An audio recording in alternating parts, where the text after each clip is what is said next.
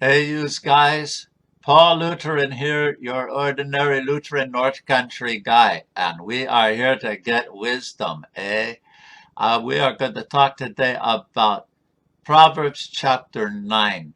This is the last of these chapters that are kind of like the big warm up to get us really motivated to get in there and get wisdom.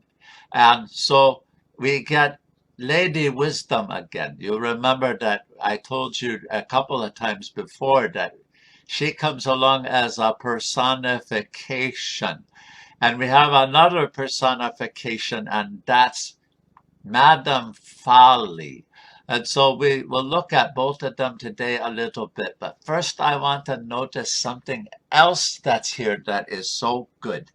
And that is, it says this in verse 10, right kind of in the middle of the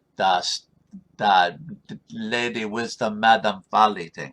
The fear of the Lord is the beginning of wisdom, and the knowledge of the Holy One is insight.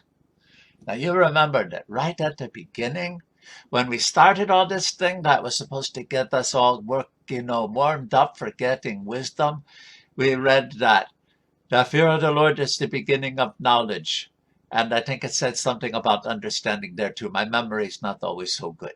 And here now we get the fear of the Lord is the beginning of wisdom. And knowledge of the Holy One, that's God, is understanding.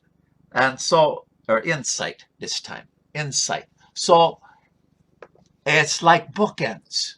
We have this long 9-chapter section that leads us up to before we start reading the little snippets that we call Proverbs. That's all one section, and it's like there's bookends to show you that this is the beginning and this is the end. And to show that this is important, we say it at the beginning and at the end. The fear of the Lord is the beginning of all this. Pastor Doug says there's a fancier word for that than bookends, but I can't remember it, so you'll have to ask him. Now, let's talk about Lady Wisdom and Dame Madam Folly, because they both seem in this chapter to say about the same thing. Come here if you are simple, if you are naive, if you are silly, if you are lacking in prudence, if you are immature. Come. But Lady Wisdom says something like this. Now you have to read it for yourself because I'm just saying it the way I say it. If you are simple and you need to grow in maturity, then come here.